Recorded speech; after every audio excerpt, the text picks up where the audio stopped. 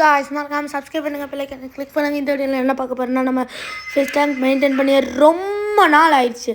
அதனால தான் நம்ம இன்றைக்கி ஃபிஷ் டேங்க் மெயின்டைன் பண்ண போகிறோம். வாங்கல் வீடியோக்குள்ளே போகலாம். காய்ஸ், நம்ம க்ளீன் பண்ணுறதுக்கு முன்னாடி ஃபிஷ் டேங்க் வந்து இவ்வளோ டர்ட்டியாக இருக்குது. இதை வந்து நம்மளுக்கு வந்து ஒரு க்ளீனாகவே இல்லை. அதனால தான் நம்ம இன்றைக்கி க்ளீன் பண்ணுறோம்.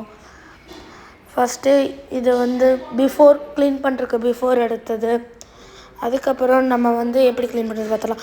டக்குன்னு நீங்கள் ஒரு பக்கெட் ஃபுல்லாக வாட்டர் எடுத்து போர் பண்ணிடுங்க.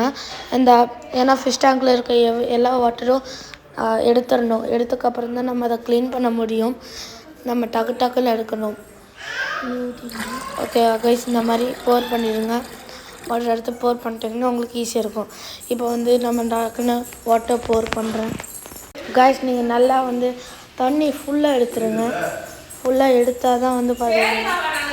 ஓகேவா கைஸ், இந்த மாதிரி நீங்கள் எடுத்ததுக்கப்புறம் தான் வந்து பார்த்துக்கிட்டிங்கன்னா உங்களோட ஃபிஷ் டேங்க் ஈஸியாக ரொம்ப பியூராக அழகாக க்ளீன் பண்ண முடியும். நான் டக்குன்னு வாட்டர் எடுத்துட்டேன். ஏன்னா அப்போ தான் கொஞ்சம் ஈஸியாக இருக்கும். அதனால் வீடியோவில் ஷார்ட் டைம் இருக்கிறதுனால நான் டக்குன்னு ஸ்பீடப் பண்ணிட்டேன்.